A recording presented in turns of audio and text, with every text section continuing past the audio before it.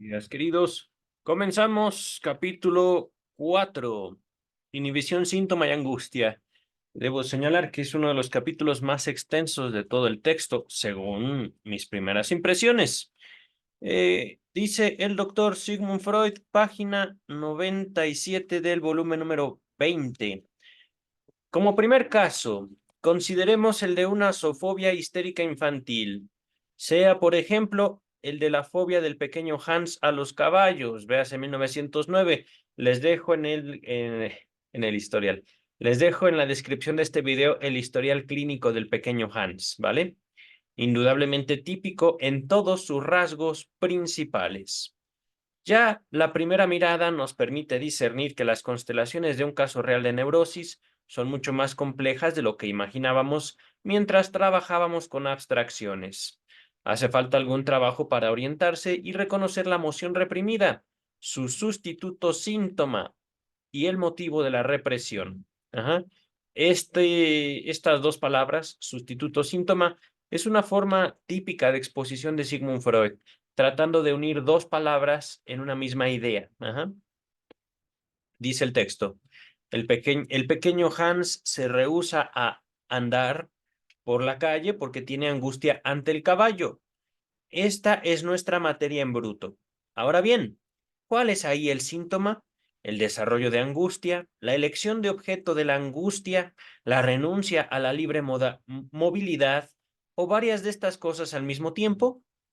¿Dónde está la satisfacción que él se deniega? El pequeño Hans. Ajá. ¿Por qué tiene que denegársela? Se estará tentado de responder que yendo al caso mismo de las cosas, no son tan enigmáticas. La incomprensible angustia frente al caballo es el síntoma. La incapacidad para andar por la calle, un fenómeno de inhibición, una limitación que el yo se impone para no provocar el síntoma angustia. Ahí está otra vez. Ajá.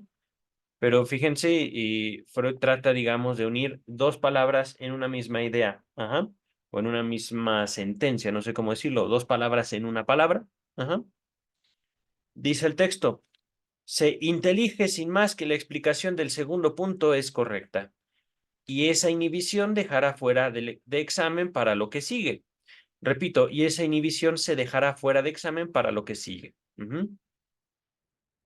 Pero el primer conocimiento fugitivo que tomamos del caso ni siquiera nos enseña cuál es la expresión afectiva del supuesto síntoma.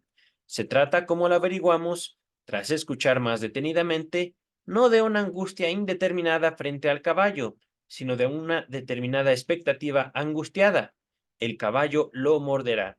Nota a pie de página, véase el análisis o el caso, el historial clínico del pequeño Hans, que debo decirlo, Freud fue el supervisor.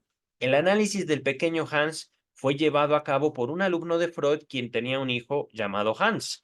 Entonces, el análisis de Hans es llevado a cabo por el papá de Hans.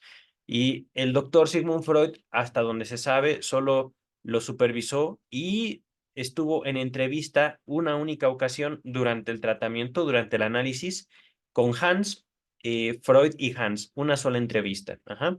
Y también una nota del historial o bueno, sí, el resultado del pequeño Hans.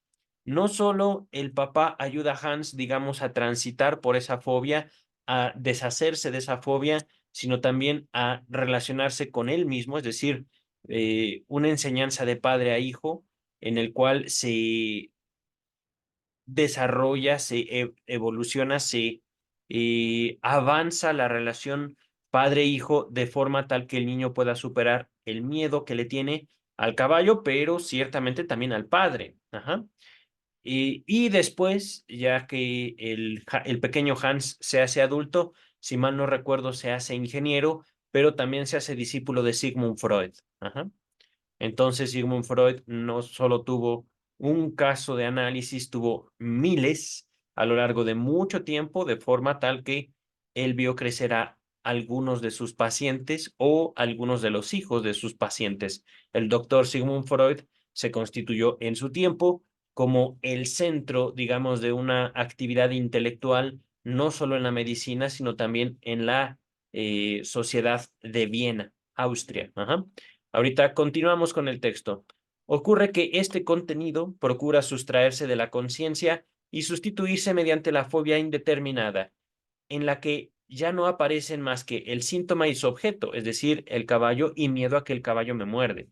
El pequeño Hans tiene mucho miedo a que un caballo entre a su cuarto, cosa totalmente improbable. Es como si un coche entrara en nuestro cuarto, en nuestra habitación, y ese caballo que iba a entrar en cualquier momento al cuarto, a la habitación del pequeño Hans, le mordiera la mano, arrancándole los dedos. Esto no me acuerdo excelentemente bien, pero por ahí va. Dice el texto. Ah, aquí está. Ocurre que este contenido procura sustraerse de la conciencia y sustituirse mediante la fobia indeterminada, en la que ya no aparece más que la angustia y su objeto. ¿Será este el contenido ¿Será este contenido el núcleo del síntoma?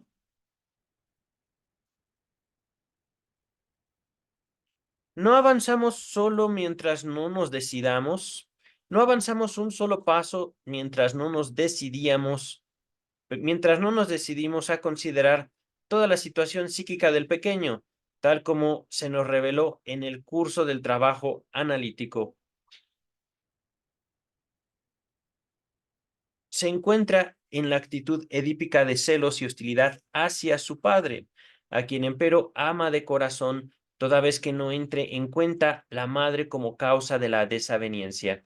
Fíjense. Ajá.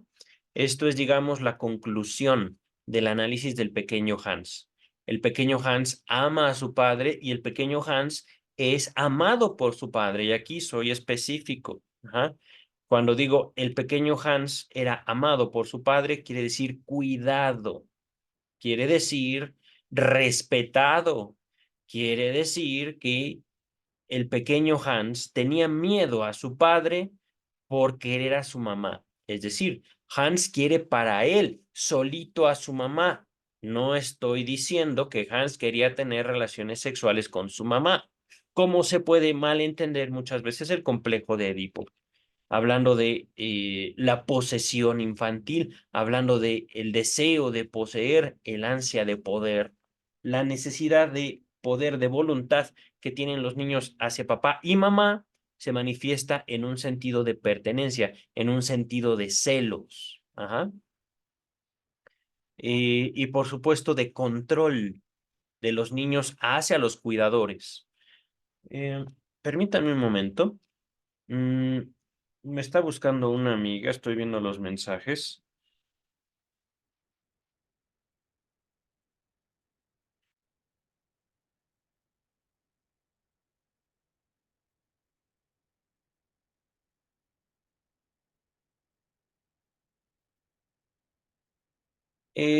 Entonces, a pesar de que el pequeño Hans sentía celos hacia su papá porque su papá tenía la ventaja de dormir con su mamá, soy específico, dormir, ajá. No estoy aquí hablando de, ay, yo como niño de 4 años sé que mi papá tiene relaciones sexuales con mi mamá. Y por eso yo quiero sustituirlo ahí en ese acto. Eso no es. Ajá. No es lo que se vio en el caso del pequeño Hans. El pequeño Hans quiere que su mamá lo mime, quiere que su mamá lo acaricie, quiere que su mamá siempre esté con él.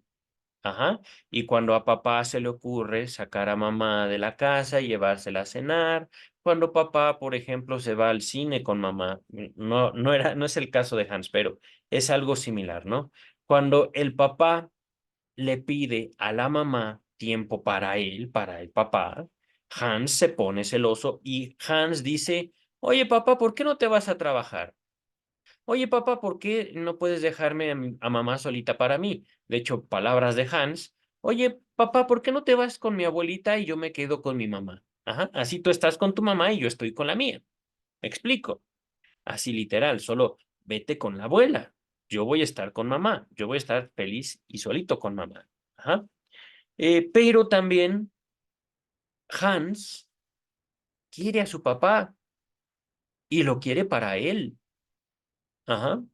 Cuando el pequeño Hans empieza a manifestárselos hacia la mamá, también experimenta no solo una cuestión de miedo hacia su papá, hacia el papá de Hans, el discípulo de Freud, sino también empieza a considerar ciertos celos hacia su mamá por tener la atención de su papá. Por eso, digamos, aquí se hace mención de unos celos y de un amor que se tienen hacia la misma persona, celos y hostilidad hacia su padre, a quien además ama de corazón, lo cual aquí, digamos, es importante señalar ¿cómo decir? La profundidad del drama infantil, la intensidad de una problemática que podría tomarse como una tontería infantil, como una nada. Y lo cierto es que en esa nada, en esa ridiculez, por decirlo así, desde el punto de vista adulto, es donde nosotros vemos fundado como seres humanos nuestra identidad. Aquel conflicto que le da sentido a nuestro mundo siendo niños y posteriormente siendo adultos, nuestra vida amorosa. Regreso al texto, ¿vale? Por tanto, un conflicto de ambivalencia, amor y odio mezclados hacia la misma persona, un amor bien fundado y un odio no menos justificado, ambos dirigidos a una misma persona. Su fobia tiene un intento de solucionar ese conflicto. Tales conflictos de ambivalencia son harto frecuentes y conocemos otro desenlace típico de ellos. En este, una de las mociones en pugna, por regla general la tierna, se esfuerza enormemente mientras que la otra desaparece. Repito, amor y odio en conflicto. Por lo general, no siempre, pero muchas veces, la gran mayoría de las veces esto ocurre.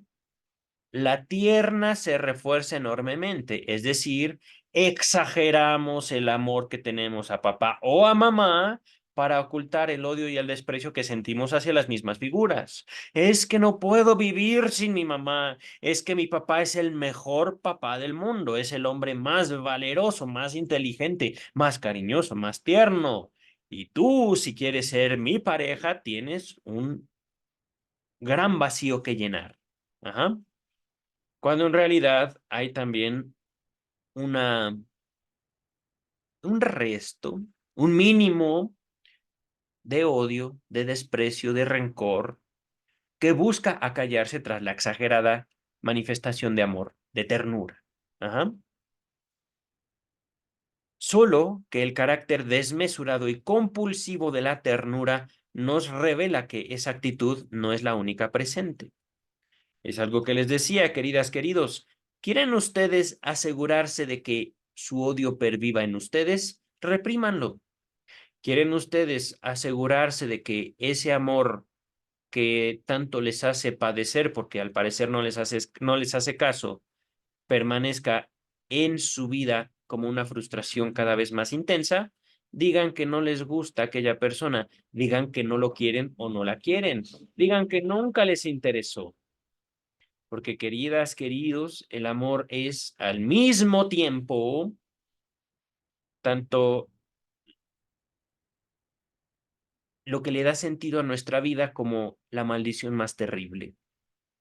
Sí me apoyo un poquito aquí en un anime, pero Jujutsu Kaisen está en la película esa frase, el amor es la maldición más terrible, pero también es esa maldición más terrible de la vida humana lo que nos da sentido como seres humanos.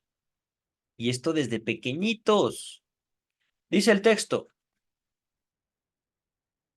repito, solo que el carácter desmesurado y compulsivo de la ternura nos revela que esa actitud no es la única presente, sino que se mantiene en continua alerta para tener sofocada a su contraria, y se nos permite construir un proceso que describimos como represión por formación reactiva, esto en el interior del yo. Ajá. Otro caso real, y este no es tomado de un anime, no es una cuestión ficticia. Una mujer que dice, mi padre es el hombre más aberrante de la historia. Cuando él se muera, yo voy a ir a orinarme en su tumba y a bailar de felicidad sobre su cadáver. Con esa intensidad. ¿Qué creen que ocultaba? Justamente el cariño hacia ese hombre que conociéndolo era realmente un hombre adorable. Conociéndolo yo. Pero las palabras de esa mujer no fue mi pareja, fue una amiga muy querida durante algún tiempo en mi vida y esas eran sus palabras. Al parecer palabras de odio, de rencor, porque ese hombre no le había dado lo que ella había querido. ¿Qué? No sé exactamente, pero cuando yo conozco a este hombre, a este repugnante ser humano, era un hombre muy amoroso, de hecho, muy tierno. Ojalá, bendiciones para usted, doctor X, no voy a decir su nombre. Y que espero que su hija pueda encontrar la paz que tanto ansía, pero ella es especialista en hacer de ella lo que ella quiere. Y así será, doctor. ¿Qué le vamos a hacer? Que Dios los bendiga. Pero, regresando al texto, casos como los del pequeño, como el del pequeño Hans, nos presentan, perdón, no presentan nada parecido a una formación reactiva, es decir, el pequeño Hans no se esfuerza por destacar, es que yo amo a mi padre. No, el pequeño Hans de hecho sí lo quería mucho, pero también tenía mucho miedo de él. Ajá. Es evidente que hay diversos caminos para salir de un conflicto de ambivalencia. Entre tanto, hemos discernido con certeza algo más. La emoción pulsional que sufre la represión es un impulso hostil hacia el padre. Esto lo repito con otras palabras. El deseo del pequeño Hans reprimido son las ganas de matar a su papá. Fuerte, ¿no? ¿Cómo puede ser, queridas, queridos, que papá y mamá, con sus defectos, con sus virtudes, con sus aciertos, sus errores, sus carencias, nos hayan dado lo mejor que pudieron en el mejor de los casos, porque también hay padres y madres terribles, y ellos, a pesar de su esfuerzo, a pesar de su sacrificio por amor, por cariño, por deber, lo que ustedes gusten y manden, pero ¿por qué como hijos pagamos lo mejor que nos dan ellos con un sentimiento de rechazo y odio? ¿Somos malos? ¿Eso nos hace malos? De acuerdo a una moral religiosa, posiblemente sí. Posiblemente, aunque aquí no me voy a adentrar mucho en discutir la moral religiosa, voy a dejar hasta ahí mi comentario sobre la moral religiosa. En cuestiones de, digamos, una moral infantil, no hay ningún conflicto en el niño, en la niña, de odio o hacia su propio odio. Ajá. Esto que estamos viendo, queridas y queridos, la represión que hizo el pequeño Hans, que si mal no recuerdo tenía 4 años, hacia su deseo de matar a su padre, de eliminarlo, fue algo que el pequeño Hans tuvo que elaborar, es decir, él mismo lo creó, Hans, y esa, digamos, esa elaboración, esa creación de Hans para resolver este conflicto en la represión del deseo de matar a su papá, devino en su neurosis infantil. Ajá.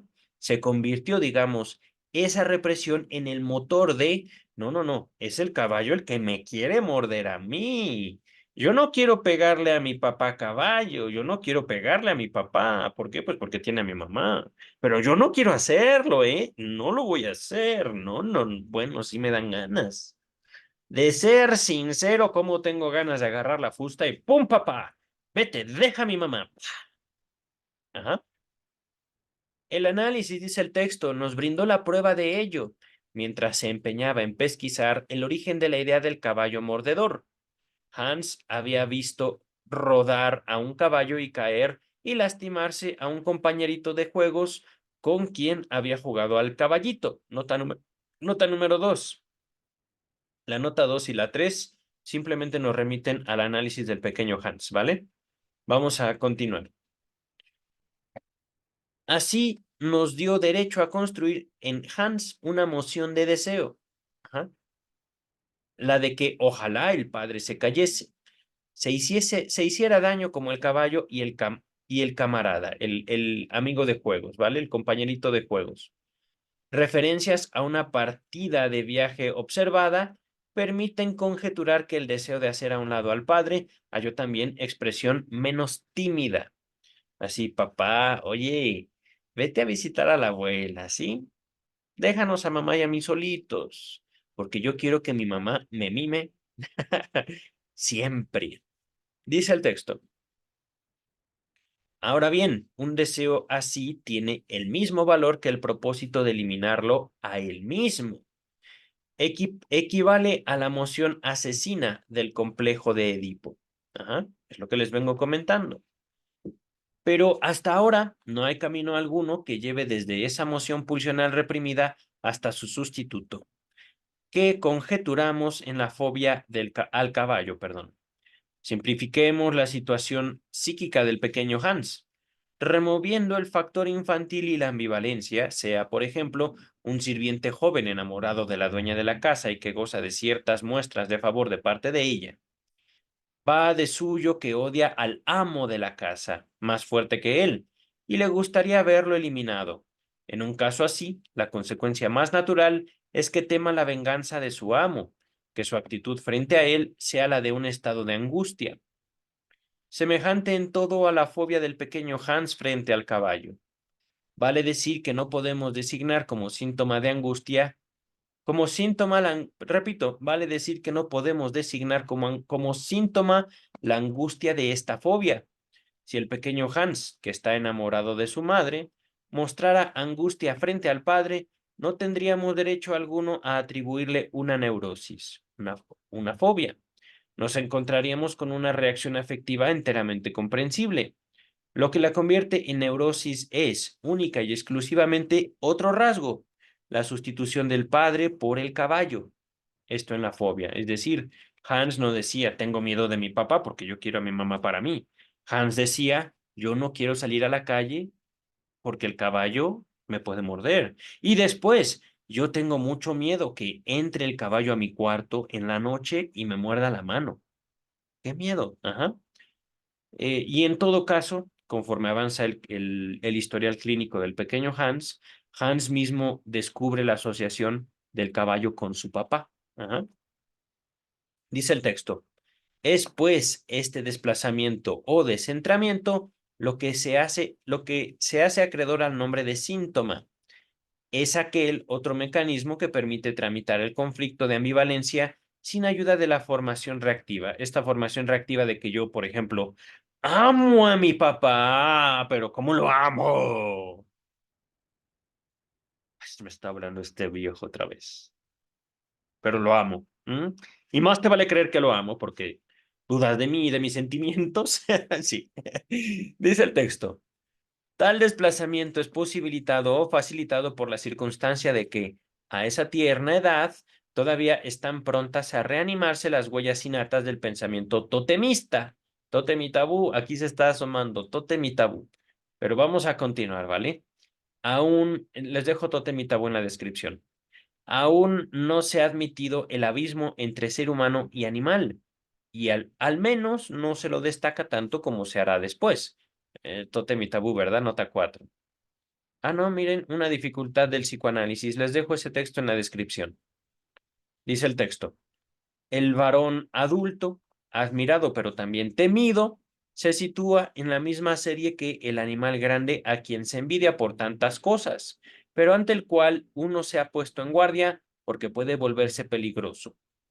El conflicto de ambivalencia no se tramita entonces en la persona misma, se lo esquiva, por así decir, deslizando una de sus mociones hacia otra persona como objeto sustitutivo. Es que, y esto es algo también típico de Hans, es que papá me pega y el papá, claro que nunca te he pegado. Y ese fue, digamos, como una elaboración también, una creación del pequeño Hans. El papá realmente nunca le había pegado, pero el pequeño Hans describe cómo él, Hans, 4 o 5 años, corre para darle un cabezazo a su papá en la ingle y el papá reacciona físicamente, no pegándole, sino simplemente como en el choque.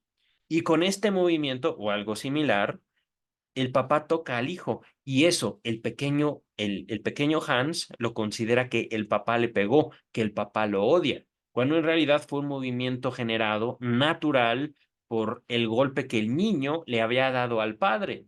Esto se describe en el historial clínico del pequeño Hans. Ajá. Entonces Hans decía, es que mi papá me odia. ¿Por qué? Pues porque no sabe que yo quiero a mi mamá, para mí solito. Y esto es algo que no dijo Hans. Esto es algo que construimos gracias al estudio del pequeño Hans, ¿vale? Y esto, repito, no lo dijo Freud, esto mismo yo lo elaboré, yo lo presenté, digamos, en el estudio que hice en este canal del historial clínico del pequeño Hans. Ahorita vamos a continuar. Hasta aquí lo vemos claro, pero en otros puntos el análisis de la fobia del pequeño Hans nos ha traído un total desengaño. La desfiguración en que consiste el síntoma no se emprende en la agencia representante o en el contenido de representación de la emoción pulsional por reprimir. Aquí está un poquito complicado. Ahorita regresamos. Sino en otra por entero diversa que corresponde solo a una reacción frente a lo genuinamente desagradable. Repito esto porque está un poquito. La desfiguración no se emprende en la agencia representante, es decir, en, en el odio, por decirlo de una manera. Sí, es correcto.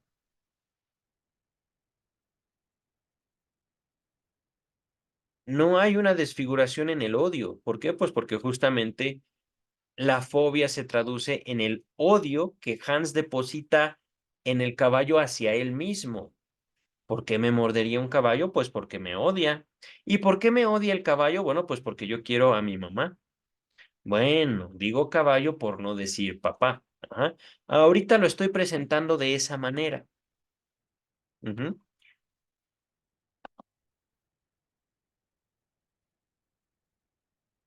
Repito, la desfiguración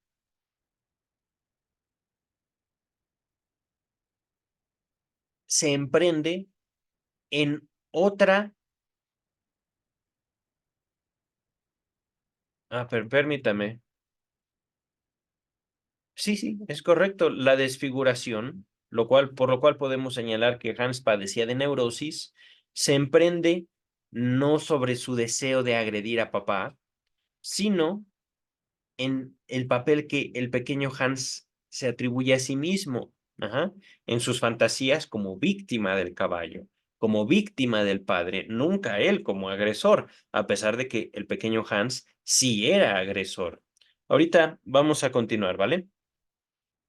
Nuestra expectativa satisfaría, así está escrito, discúlpenme, nuestra expectativa se satisfaría mejor si el pequeño Hans hubiera desarrollado, en lugar de su angustia frente al caballo, una inclinación a maltratarlos, golpearlos, o hubiera dejado traslucir de manera nítida su deseo de verlos caer, hacerse daño y, llegado el caso, reventar dando respingos o el hacer barullo con las patas. Era, digamos, algo así. Ajá. Lo que Hans tenía mucho miedo de que viera que pasaban los caballos afuera de su casa. Ajá. Nota número 5 seguro nos remite exactamente el análisis del pequeño Hans. Dice el texto, y de hecho, si mal no recuerdo, estas son palabras literales del pequeño Hans. Hacer barullo con las patas. Ujú. Es verdad que algo de esa índole surgió efectivamente durante el análisis, pero no ocupaba un lugar muy destacado en la neurosis y, cosa rara, si de hecho él hubiera desarrollado como síntoma principal una hostilidad así, dirigida solo al caballo en lugar del padre, no habríamos formulado el juicio de que padecía de una neurosis. Por lo tanto, hay algo que no está en orden, ya sea en nuestro modo de concebir la represión o en nuestra definición de síntoma. Una cosa nos salta a la vista, desde luego. Si el pequeño Hans hubiera mostrado, de hecho, una conducta así hacia los caballos, una conducta cruel, ajá, el carácter de la moción pulsional agresiva, chocante, no habría sido alterado en nada por la represión, solo habría mudado de objeto. Es decir, el pequeño Hans tenía la posibilidad, porque él vivía frente a una estación, digamos, de transporte y veía caballos todos los días, tenía la posibilidad de ser malo, de ser cruel con los caballos. Ajá. Pero al contrario, el pequeño Hans dice, no, no quiero que le pase nada feo al caballo. Cuando dice hacer barullo con las patas, de hecho, a Hans le causa pavor, ajá, ver a un caballo sufrir, cosa que pues en aquellos tiempos era un tanto inevitable. Vamos a continuar, ¿vale? Está comprobado que hay casos de represión cuyo único resultado es este. En la génesis de la fobia del pequeño Hans, empero, ha ocurrido algo más. Colegimos ese tanto en más a partir de otro fragmento de análisis. Ya dijimos que el pequeño Hans indicaba como el contenido de su fobia la representación de ser mordido por el caballo. Ajá. Ahora bien, después hemos podido echar una mirada a la génesis de otro caso de zoofobia, en que era el lobo el animal objeto de angustia, pero al mismo tiempo tenía el significado de un sustituto del padre. Nota número 6, esto nos remite a de la historia de una neurosis infantil, se refiere al caso del hombre de los lobos, también se los dejo en la descripción, un joven ruso que comienza a analizarse con Freud a los 23 años. Ese historial también es muy bello, pero digamos, lo infantil del pequeño Hans, la inocencia en la cual el pequeño Hans nos permite conocer su mundo, saber la forma en cómo se relaciona con él mismo, cómo construye una relación de juego con sus iguales y de cuidado con sus papás. Es hermoso el caso del pequeño Hans. En el caso del hombre de los lobos es también una historia clínica fascinante, una situación muy bella en la cual nos permite justo considerar cómo la relación del niño con el padre, particularmente con el padre, no con la madre, es también una relación muy intensa. Les dejo también el caso del hombre de los lobos en la descripción, ¿vale? Vamos a continuar. A raíz de un sueño que el análisis pudo volver transparente, en el caso del hombre de los lobos, se desarrolló en este muchacho la angustia de ser devorado por el lobo como uno de los 7 cabritos del cuento. Y antes de continuar, no estamos hablando del el cuento de los 3 cochinitos, donde a 2 se los come el lobo. Son 7 cabritos, es otro cuento, ¿vale? El hecho de que el padre, como pudo demostrarse, hubiera jugado, perdón, al caballito con el pequeño Hans, fue sin duda decisivo para la elección del animal angustiante. No puedo contestar ni modo. Es decir, el papá del pequeño Hans se pone en 4 patas y pone al pequeño Hans en su espalda, de forma que el papá del pequeño Hans era como el caballito de Hans. A eso jugaban. Ajá. Entonces fue por ese juego que el pequeño Hans escogió al caballo como su objeto de angustia. Ajá. Y aquí, antes de decir, es que eso es maltrato infantil, era un juego. Ajá. Lo mismo podemos decir que aquí en México se le llama llévame de caballito, poner a los niños aquí en la espalda de los adultos, de forma tal que la cabeza y el tronco del niño sobresalgan por arriba de la cabeza del adulto, y los pies cuelguen de los hombros de los adultos. Ajá. Y esto, por supuesto, como una forma de juego, como una forma, digamos, de paseo y también como una forma en la cual los niños pueden ver al mundo desde incluso arriba de la cabeza del adulto. Ajá. No se les hace ningún daño, es simplemente un juego, son formas en las cuales se denomina ciertos contactos totalmente inocentes, totalmente que no tienen el objeto, digamos, de hacer ningún daño a los niños. Y en el caso del papá del pequeño Hans, era simplemente un juego que compartía un padre amoroso con su hijo. Ajá. Lo que Hans elaboró a partir de eso es: papá es caballo, papá puede sufrir daño. ¿Por qué papá no sufre daño? Quisiera que papá sufriera daño. No, porque yo amo a papá. Y entonces yo soy malo porque deseo mal a papá. Malo, malo, malo. Tengo que ser castigado. El caballo me puede morder. Papá me puede castigar. Papá me puede pegar. ¿Me explico? Ajá. De ahí surge una angustia, no porque el papá sea violento, sino porque Hans elabora todo esto. Ujú. De igual modo, dice el texto, se pudo establecer al menos con mucha probabilidad que el padre de mi paciente ruso, el padre del hombre de los lobos, así se le conoce, digamos, a quien analicé solo en la tercera década de su vida, había imitado al lobo en los juegos con el pequeño, amenazándolo en broma con devorarlo. Ajá. Aquí nuevamente, el papá del hombre de los lobos no era un hombre cruel, era más bien un hombre amado y amable y amoroso que jugaba con su hijo a que él como papá era el lobo y se lo iba a comer. Rar, ¿no? Por supuesto, eso el niño lo elabora, fantasea con ello y conforme él mismo va teniendo una relación tanto con su padre en un sentido afectivo, quiero a papá, quiero ser como papá, ajá, como con los lobos, siendo ruso, digamos, también en su facilidad de establecer contacto con una vida natural, con una vida salvaje, y también a través de los cuentos es que desarrolla, ay, si mal no recuerdo, una anécdota del abuelo, del hombre de los lobos, que él sí, si mal no recuerdo, o el abuelo se dedicaba a cazar lobos, o el abuelo había tenido contacto con lobos de verdad.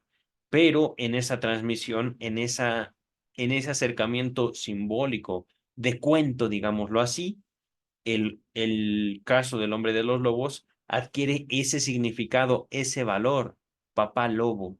Ajá. Ahorita regresamos al texto, nota 8 seguramente, el caso del hombre de los lobos. Está en el volumen 17 y lo encontrarán también en la descripción de este video. Dice el texto: después me he topado con un tercer caso, el de un joven norteamericano estadounidense, que es cierto que, repito, un joven norteamericano que, es cierto, no había plasmado zoofobia alguna, pero justamente por esa experiencia, por esa ausencia, ayuda a comprender los otros casos. Su excitación sexual se había encendido a raíz de una historia infantil fantástica que le leyeron. Se refería a un jeque árabe que daba caza, es decir, se dedicaba a cazar para matar, para devorarla a una persona que consistía en una sustancia comestible, el hombre de pan de jengibre. Ajá. Nota, perdón, un asterisco. Aquí está, miren, hombre del pan de jengibre. La misma expresión se emplea en inglés, gingerbread man, para designar a un hombre de cabello color arena. Miren, eso no me lo sabía. Y si lo sabía, no me acordaba. Continuamos con el texto. Él mismo se identificó con este hombre comestible.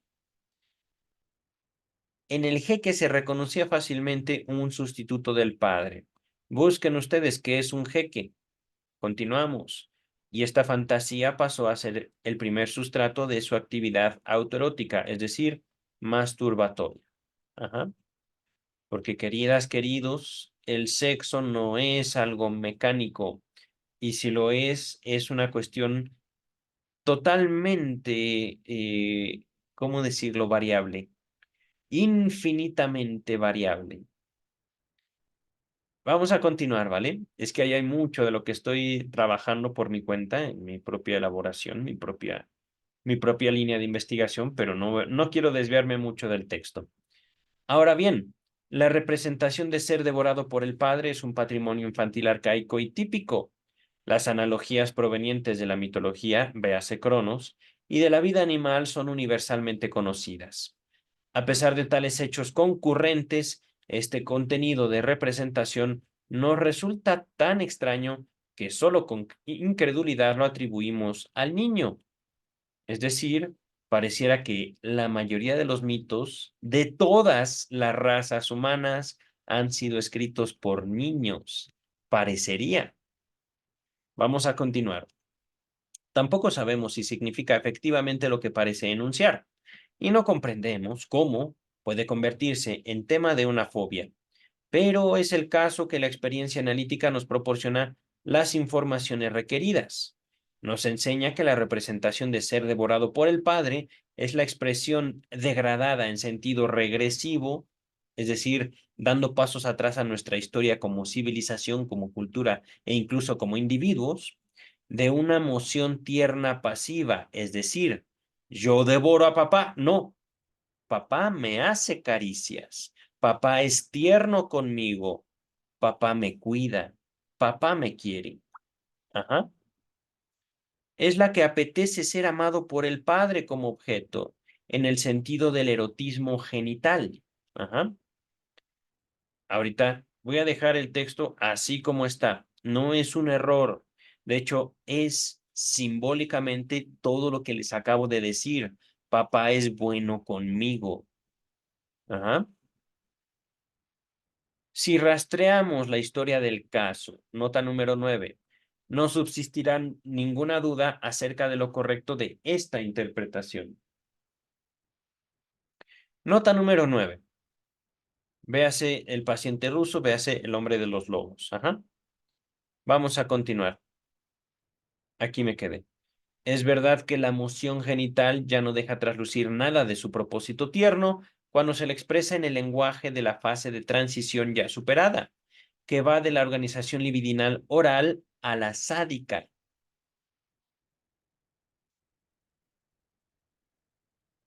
Aunque no lo crean, queridas, queridos, todo esto es exactamente lo mismo.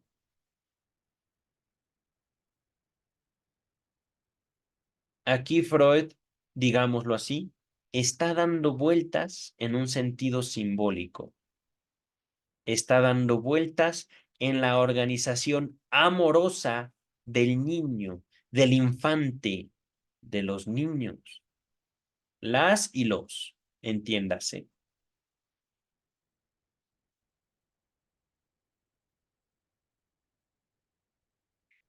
El amor no es lineal, digámoslo así.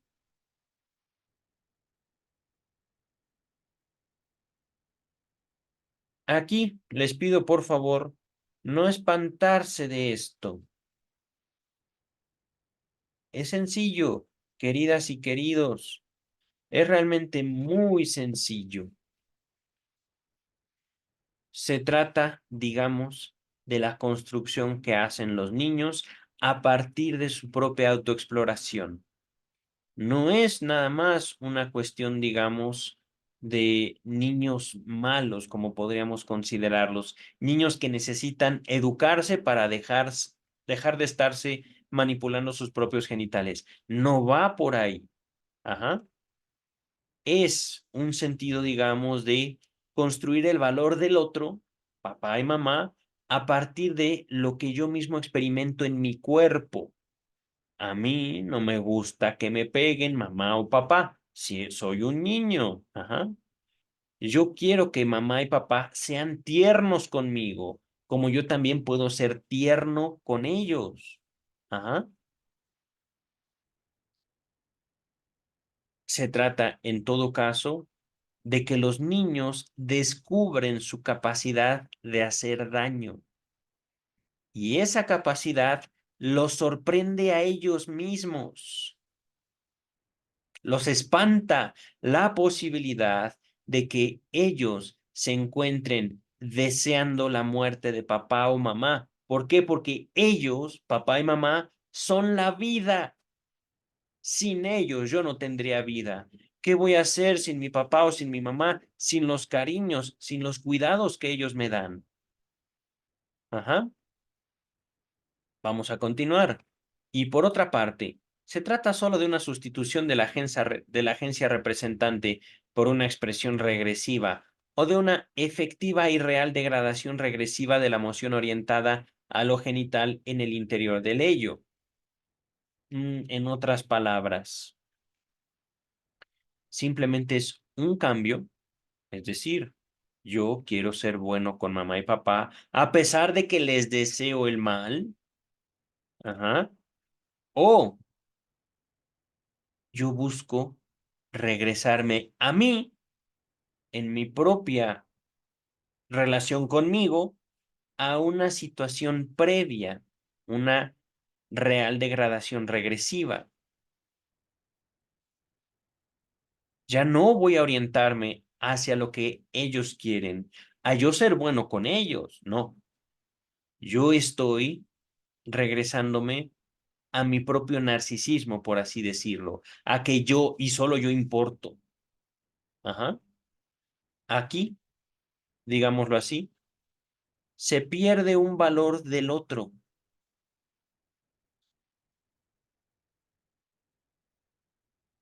Moción orientada a lo genital. El niño, la niña, regresa a interesarse solo en su cuerpo, solo en lo que él o ella pueden hacer por ellos mismos. Y no me refiero necesariamente a la masturbación. Repito, no necesariamente podría traducirse, pero no se limita a eso. Es más bien, yo soy, digámoslo así, mi genital. Yo soy lo único. De ahí, por supuesto, el miedo a la castración, el complejo de castración. Pero de eso ya hay muchos textos. Vamos a continuar. Eh, Les voy a dejar textos sobre el complejo de castración en la descripción, principalmente en los volúmenes 19. ¿Cómo se llama? ¿Cómo se llama? Ah, se me olvidó. Era.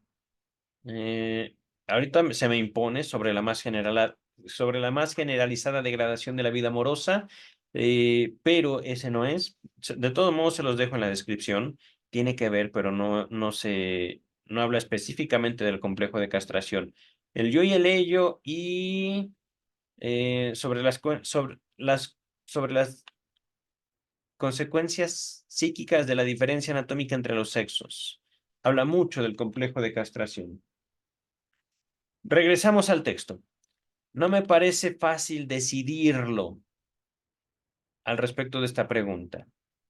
El historial clínico de mi paciente ruso, el hombre de los lobos, se pronuncia terminantemente en favor de la segunda posibilidad, más seria.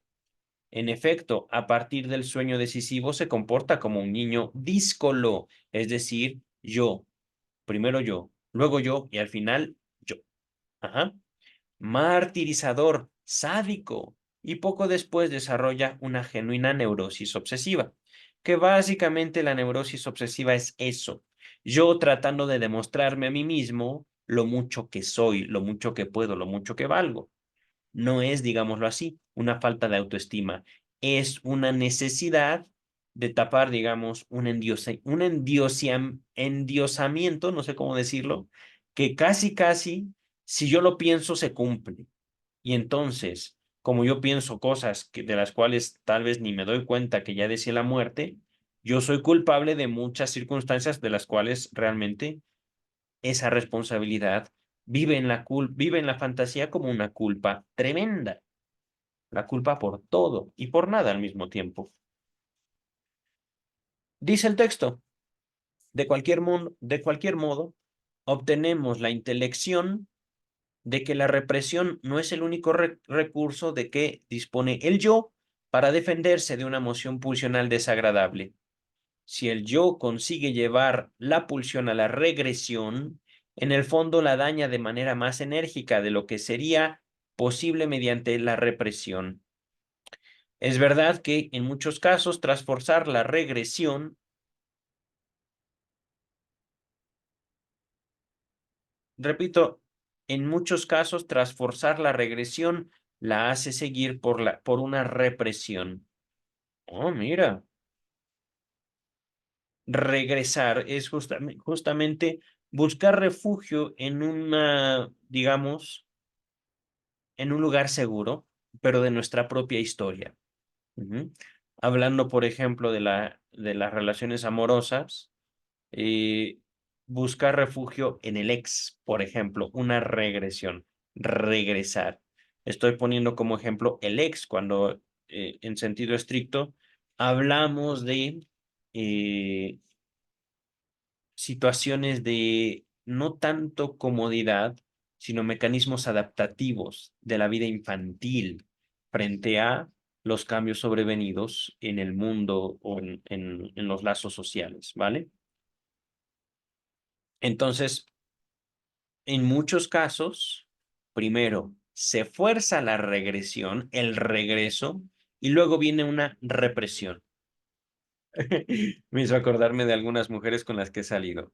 Es que mi ex me busca. Ah, bueno, bye bye. No, pero no te quiero perder. Bueno, bye, de todos modos. Si te busca tu ex, pues sí, creo que no me necesitas, querida. O sí, sí. No, no. Es una cuestión, digamos, de, ¿cómo decirlo? Eh, porque no crean que es solo el me busca, es un lo quiero a él y te quiero a ti, pero no te voy a decir para qué te quiero a ti, como tampoco te he dicho para qué lo quiero a él. Entonces, represión, digámoslo así, un bloqueo en el discurso, un bloqueo en la información, un vacío. Ajá. Y este vacío se introduce en el discurso de pareja. No te digo para qué lo quiero y no te digo para qué te quiero a ti. Ajá. Pero vamos a continuar, queridas, queridos. Es una cuestión muy sencilla realmente. Los vacíos están ahí por algo, porque nosotros no queremos saber cierta información de nosotros mismos. Por supuesto, queridas, queridos, esto se los digo para que ustedes observen, noten, escuchen los vacíos en la información de sus parejas.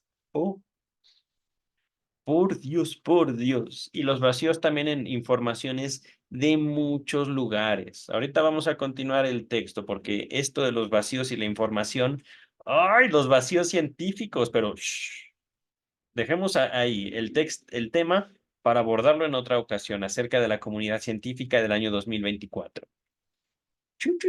Ahorita regresamos al texto. El estado de las cosas en el hombre de los lobos, que era algo más simple, que era algo más simple en el pequeño Hans, da lugar todavía a muy diversas reflexiones.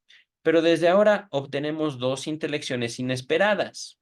No cabe duda de que la emoción pulsional reprimida en estas fobias es una emoción hostil hacia el padre, es decir, las ganas que tenemos de eliminarlo, pero que no queremos aceptar, de la cual nos conviene hasta cierto punto no saber que están ahí y cómo operan. Puede decirse que es reprimida por el proceso de la mudanza hacia la parte contraria. Palabrotas en alemán, no pienso ridiculizarme al leerlas. Continuamos. Véase pulsiones y destinos de pulsión, también se los dejo en la descripción. Repito, puede decirse que la emoción hostil hacia el padre es reprimida por el proceso de la mudanza hacia la parte contraria. En lugar de la agresión hacia el padre, se presenta la agresión o la venganza hacia la persona propia. Ajá. Como un autocastigo.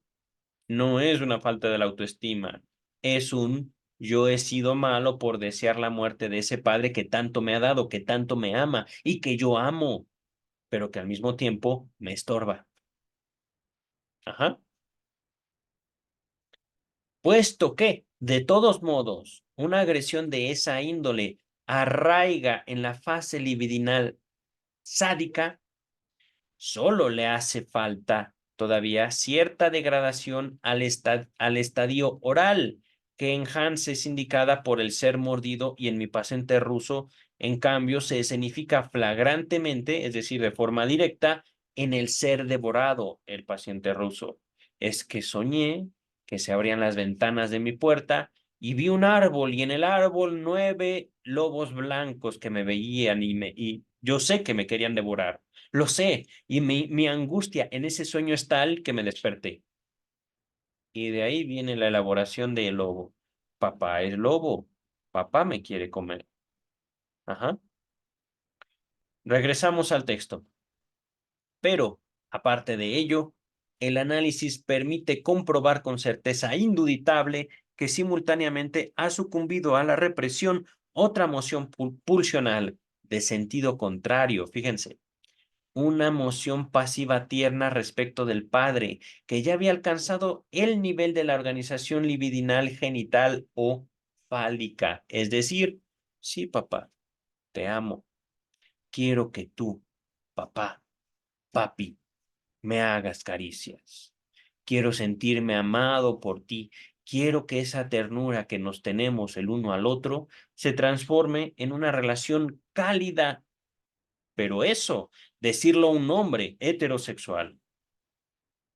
¿Qué tal si soy homosexual? No, angustia. Mejor callo eso. ¿Me explico? Hay, digámoslo así, dificultades en el amor y particularmente en el amor infantil. Por esto les digo, grandes dramas, tragedias tremendas que se viven antes de los 5 años, antes incluso de los 3. Depende mucho, por supuesto, de los niños. Y con estos dramas, repito, no estamos hablando aquí de abuso sexual infantil. Es simplemente, y estamos limitándonos a padres amorosos, culturalmente avanzados, emocionalmente capaces de decir, hijo, hija, te quiero, te amo. Y eso no es cualquier cosa. Ajá. Ahorita estoy haciendo esa diferencia. Porque, queridas, queridos, lo vuelvo a repetir, papá y mamá pueden ser ideales. Las palabras papá y mamá podrían ser promesas incumplibles en la vida de muchos seres humanos. Ajá. En los casos que estamos abordando, no hubo como tal ninguna situación de abuso sexual infantil. Eran padres y madres que querían lo mejor para sus hijos y se sacrificaban a ellos mismos para darles algo a ellos. Ajá. También gente muy capaz, los papás de los historiales clínicos. Existen universos de posibilidades, casos, variaciones infinitas en la gran diversidad del lazo social humano, en la gran diversidad de lo que ocurre todos los días en todo el mundo. Y queridas, queridos, eso no es conducta. Eso es una perspectiva que nos permite única y exclusivamente el psicoanálisis. Ujú. Formulado por el doctor Sigmund Freud, pero elaborado por muchos otros. Regresamos ahorita al texto, ¿vale? Y hasta parece que esta otra moción, la moción tierna, pasiva, papá, hazme caricias, papá, apapáchame, papá, sé tierno conmigo, hasta ahí, ajá, no va más allá, es sé bueno, yo quiero que tú, papá, seas bueno conmigo, ajá. Parece que esta moción hubiera tenido mayor peso para el resultado final del proceso represivo, es decir, quiero ternura de papá, pero no porque no, es feo de repente me siento mal queriendo que mi papá sea tierno conmigo. Ajá. Repito, bueno, continuamos, perdón. Es la que experimenta la regresión más vasta y cobra el influjo determinante sobre el contenido de la fobia. Por tanto, donde pesquisábamos solo una represión de pulsión, tenemos que admitir el encuentro de dos procesos de esa índole, dos procesos represivos. Las dos mociones pulsionales afectadas, la agresión sádica hacia el padre y la actitud pasiva tierna frente a él, fíjense, sádica, agresiva y pasiva tierna hacia el mismo sujeto, forman un par de opuestos. Sádica, activa, pasiva, tierna. Ajá. Y más aún, si apreciamos correctamente la historia del pequeño Hans, discernimos que mediante la formación de su fobia se cancela también la investidura de objeto madre tierna, es decir, dado que yo merezco castigo, también voy a negar la razón por la cual yo merezco un castigo, que yo quiero ternura de mi mamá. Ternura, por favor, nada más ternura. Ajá. De lo cual nada deja traslucir el contenido de la fobia. En Hans se trata, en mi paciente ruso es mucho menos nítido. ¿Por qué? Pues porque el paciente ya era un hombre de 30, veintitantos o 30 años cuando llega con Freud. No recuerdo bien, pero ya era un adulto. Ajá. En Hans tenía 4 años cuando su papá lo lleva con Freud. 4 o 5 años. Repito, en Hans se trata de un proceso represivo que afecta a casi todos los componentes del complejo de Edipo, tanto a la emoción hostil, las ganas de matar, las ganas de ser sádico, cruel, como a la tierna hacia el padre, y a la emoción tierna respecto de la madre. Todo esto estaba, digámoslo así, oculto por Hans. Hans se empeñaba fuertemente en que él mismo, Hans, no lo viera. De eso trata la represión. Yo me oculto cosas de mí. Por eso es tan difícil. No el psicoanálisis, reprimir algo. Yo siento algo hacia papá, yo siento algo hacia mamá. Eso que siento voy a tratar de ocultarlo de mí mismo. ¿Por qué? Pues porque voy a convivir con ellos. Ajá. Y hay mucho en juego. No es una cuestión, digámoslo así, de vida o muerte real. Es una vida o muerte afectiva. Recuerden ustedes, queridas y queridos, ¿qué tanto les dolía que sus papás se enojaran con ustedes cuando eran niños? Cuando somos adolescentes, que se enojen es el menor de nuestras preocupaciones, pero de niños sentimos un silencio, una mirada como una clavada en el corazón. Ajá. Continuamos. He ahí unas complicaciones indeseadas para nosotros, que solo queríamos estudiar casos simples de formación de síntoma a consecuencia de una represión. Y para este propósito nos habíamos dirigido a las más tempranas y en apariencia más transparentes neurosis de la infancia. En lugar de una única represión, nos encontramos con una acumulación de ellas y además nos topamos con la regresión, regresar a un estado anterior, ajá, a un lugar, a una adaptación que nos permitió al menos ver a la cara a papá o a mamá. Ajá. ¿Acaso contribuimos a aumentar la confusión pretendiendo liquidar de un solo golpe los dos análisis de zoofobias disponibles, el del pequeño Hans y el del hombre de los lobos? Ahora bien, nos salta a la vista ciertas diferencias entre ambos. Solo acerca del pequeño Hans puede enunciarse con exactitud que tramitó mediante su fobia las dos mociones principales del complejo de Edipo, la agresiva hacia el padre y la hipertierna hacia la madre. Es cierto que también estuvo presente la emoción tierna hacia el padre. Desempeñaba su papel en la represión de su opuesta, pero ni puede demostrarse que fue lo bastante intensa como para provocar una represión, ni que resultó cancelada en lo sucesivo. Hans, Hans parece haber sido un muchachito normal con el llamado complejo de Edipo positivo, entre comillas. Es posible que los factores que echamos de menos hayan cooperado también en su caso, pero no podemos ponerlos en descubierto. Aún en los análisis más ahondados, el material es siempre lagunoso y nuestra documentación queda incompleta. Antes de continuar, por favor, énfasis en esto. Por mucho, mucho, mucho, mucho, mucho, mucho que investigue, por más estricto que sea, hay que aprender qué hacer. Hay que aprender a lidiar con los silencios, con los vacíos. Hay que aprender a trabajar con información incompleta. Y aún así, en medio de eso, encontrar certezas. Continuamos. En el caso del ruso, permítanme, ya me cansé, les soy sincero, y no me traje para tomar agua. Entonces, página 103. A ver, a ver. Ah, ya nos, estamos a 2 páginas, ¿vale? Continuamos. En el caso del ruso, la falta se situó en otro lugar. Su vínculo con el objeto femenino fue perturbado por una seducción prematura. Si mal no recuerdo, su hermana. Si mal no recuerdo, pero les dejo el análisis del hombre de los lobos en la descripción. Sí, simplemente dice, véase volumen 17. El aspecto pasivo femenino se plasmó en él con intensidad, y el análisis de su sueño de los lobos no revela gran cosa de una agresión deliberada hacia el padre. A cambio de ello, aporta las más induditables pruebas de que la represión afecta a la actitud pasiva, tierna hacia el padre. También en su caso puede haber participado los otros factores, pero no se presentan en escena.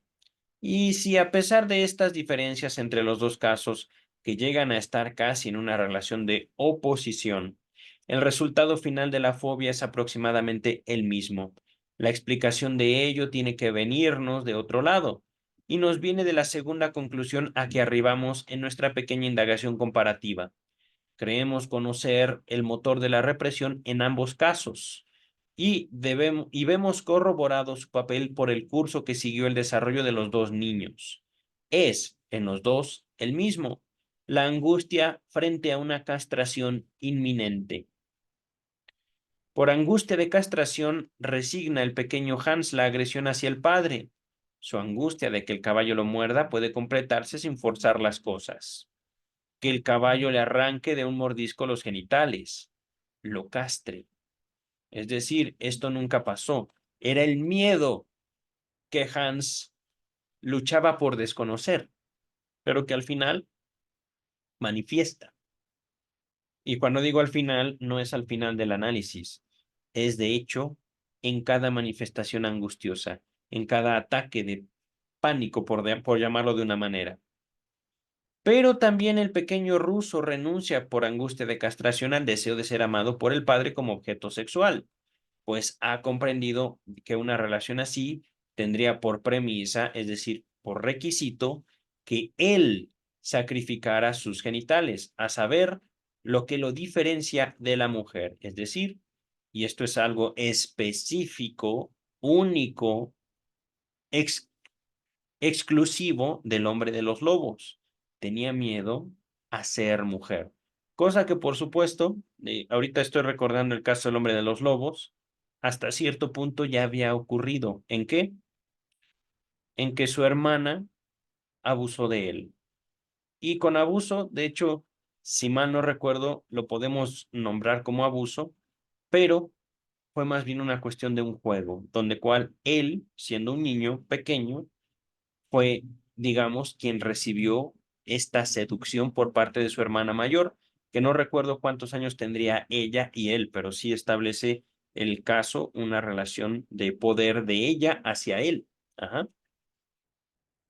Ahorita regresamos al texto. ¿Dónde estaba? ¿Dónde estaba? Aquí está. Entonces, bajo este contexto, digamos, en el cual el padre no lastima al niño, sino más bien es la hermana quien en un juego de carácter sexual lastima al paciente ruso, lastima al hombre de los lobos, el hombre de los lobos adquiere esa asociación. Ser pasivo es perder masculinidad, es perder mi autonomía, es perder mi valor. Y ser pasivo con papá equivale a ser mujer. Esto que les mencionaba. Yo, como hombre heterosexual, ¿cómo puedo demandar de mi padre un trato tierno, un trato cálido? ¿Acaso seré mujer? ¿Acaso seré homosexual? Etcétera. Ajá. Ambas plasmaciones del complejo de Edipo, la normal, activa, así como la invertida, digamos, pasiva, ajá, receptiva, se estrellan, en efecto, contra el complejo de castración. Es decir, el complejo de castración es lo que termina enfrentando o frenando a las dos. Ajá. Es verdad que la idea angustiante del ruso, ser devorado por el lobo, no contiene alusión alguna a la castración. Es que se ha distanciado demasiado de la fase fálica por vía de regresión oral. Ajá. Devorar, comerse o ser comido. Ujú. Pero el análisis de su sueño vuelve superflua cualquier otra prueba. El hecho de que el texto de la fobia ya no contenga referencia alguna a la castración se debe, por cierto, a un acabado triunfo de la represión. Y ahora la inesperada conclusión. En ambos casos, el motor de la represión es la angustia frente a la castración. Los contenidos angustiantes, el ser mordido por el caballo y el ser devorado por el lobo, son sustitutos desfigurados o dislocados del contenido, ser castrado por el padre. Esto, pero ahorita Tótem y Tabú me está pegando en la cara. ¡Pum! Ajá. Tótem y Tabú. Les dejo Tótem y Tabú en la descripción, que no lo mencionan en las referencias, pero texto bello, texto hermoso, doctor Freud. Tótem y Tabú. Padre primordial, horda primordial, no diré más. Psicología de las masas y análisis del yo. Vamos a continuar. Fue en verdad este último contenido el que experimentó la represión, el de ser castrado por el padre, ¿vale? En el ruso era expresión de un deseo que no pudo subsistir tras la revuelta de la masculinidad. Revuelta de la masculinidad, ¿me entienden? ¿Soy hombre o no soy hombre? ¿Seré mujer? ¿Seré homosexual? ¿Qué es ser hombre? Ajá. Dice el texto. En Hans expresaba una reacción que transmudó la agresión hacia su padre, hacia su parte contraria. Esta frase en alemán tampoco pienso leerla. No sé realmente. Supongo yo que es la traducción de lo que estamos leyendo. Las palabras originales en alemán. Ajá. Ahí me dicen qué significa eso en alemán, si es que Google nos da una traducción más exacta. Dice el texto, pero el efecto angustia, otra vez, dos palabras unidas buscando unificar el significado. Pero el efecto angustia de la fobia que constituye la esencia de esta última no proviene del proceso represivo, de las investiduras libidinosas de las emociones reprimidas, sino de lo represor mismo. Oh, la angustia de la zoofobia es la angustia de castración inmutada, o vale decir, una angustia realista, angustia frente a un peligro que amenaza efectivamente o es considerado real. Queridas, queridos, ya de hecho se los dije en este mismo video. Papá y mamá eran sinónimo de vida en cierto momento de nuestra vida. Y esto, por supuesto, en caso de que tuviéramos mamá y papá. Si solo tuvieron mamá, solo mamá fue el camino a la vida. Si solo tuvieron papá, papá fue nuestro puente hacia el mundo. Papá fue lo que nos dio vida. Entonces, enemistarse con papá o mamá no es cualquier cosa siendo niños. Es fuente de un terror, un pavor de que con un enojo de ellos nosotros morimos. Ajá. Cosa que no se distancia mucho de la horda primordial. Pero no les voy a quitar el placer de leer y estudiar conmigo o solos Tótem y Tabú, Psicología de las Masas y Análisis del Yo. Bellísimos.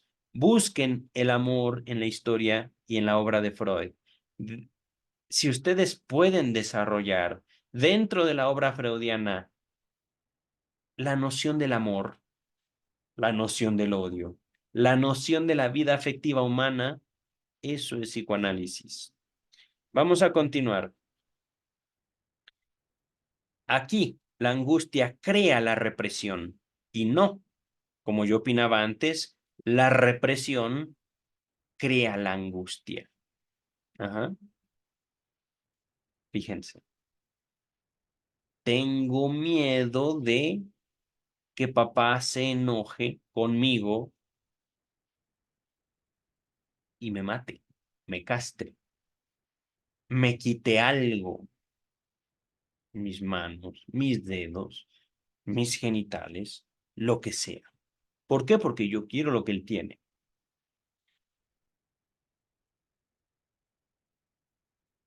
Entonces, esa angustia me lleva a reprimir, me lleva a enfrentarme a mí mismo. Represión, ahogamiento.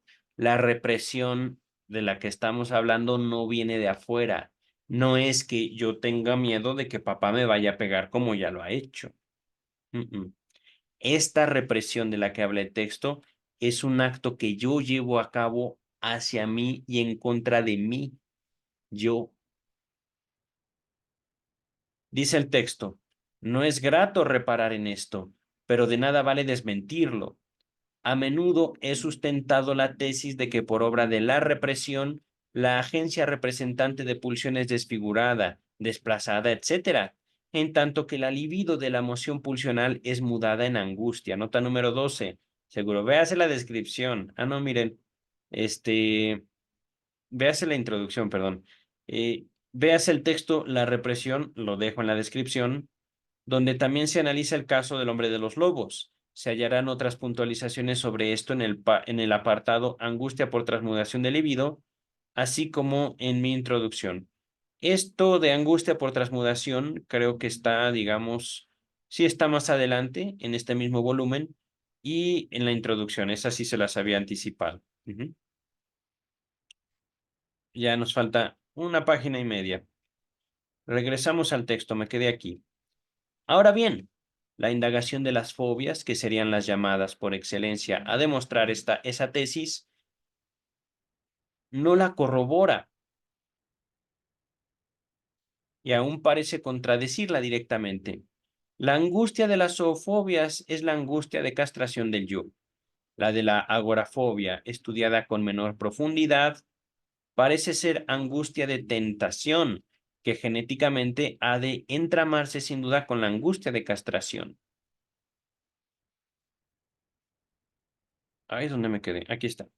La mayoría de las fobias, hasta donde podemos abarcarlas hoy, 1925, se remontan a una angustia del yo como la indicada, frente a exigencias de la libido, es decir, mi necesidad de amar a papá, mi necesidad de amar a mamá.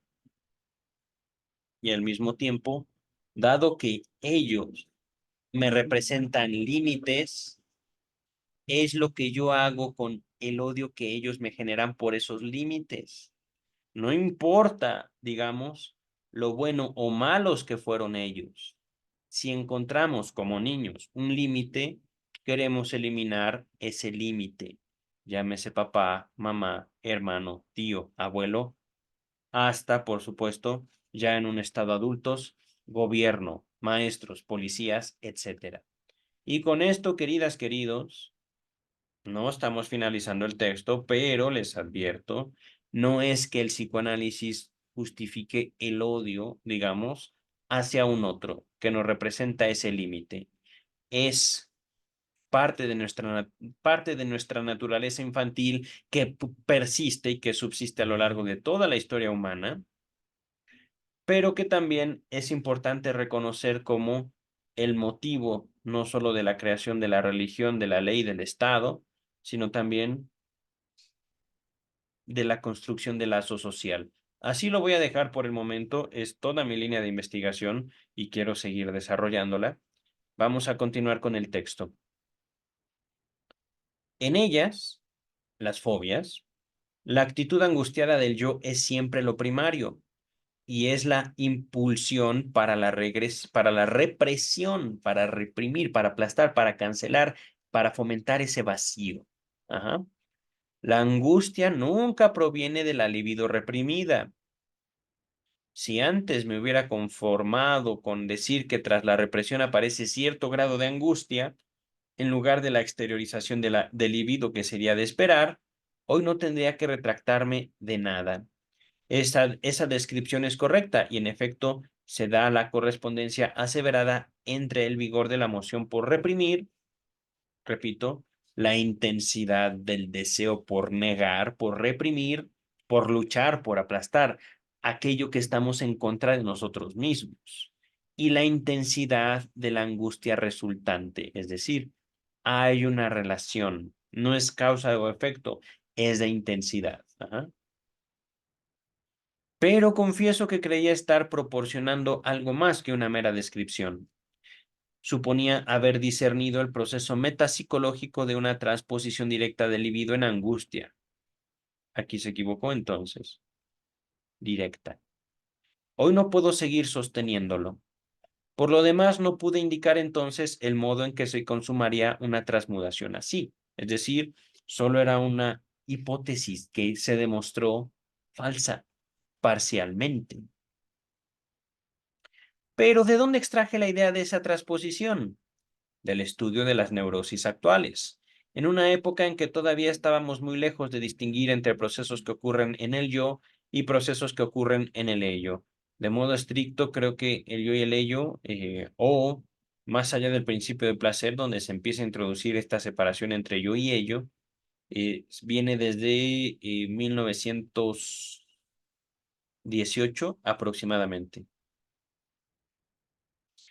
Voy a dejarles en la descripción, más allá del principio de placer, el texto de más allá del principio de placer marca, digamos, la reformulación del psicoanálisis o la segunda tópica. Ya no es, bueno, el foco de la atención del psicoanálisis ya no es el consciente, preconsciente e inconsciente, sino es el ello, yo y super yo, teniendo en cuenta que ello, yo y super yo son inconscientes. Ajá. Es decir, no se abandona la primera tópica. Ahorita, ¿en dónde me quedé? Es verdad, nota número 13. Véase el primer trabajo de Freud sobre la neurosis de angustia. 1895, no, bueno. Aquí Strachey se fue muy, muy atrás. Ahí ni siquiera había interpretación de los sueños. Y si la había, no estaba publicada. Dice el texto, hallé que determinadas prácticas sexuales como el coitus interruptus, la excitación frustránea, la abstinencia forzada, provocaban estallidos de angustia y un apronte angustiado general. Ello sucede, pues, siempre que la excitación sexual es inhibida, detenida o desviada en su decurso hacia la satisfacción. Y puesto que la excitación sexual es la expresión de emociones pulsionales libidinosas, no parecía osado suponer que la libido se mudaba en angustia por injerencia de esas perturbaciones. Ahora bien, esa observación sigue siendo válida hoy. Por otra parte, no puede desecharse que la libido de los procesos ello, o de los procesos del ello, o el ello como un proceso, experimente una perturbación incitada por la represión.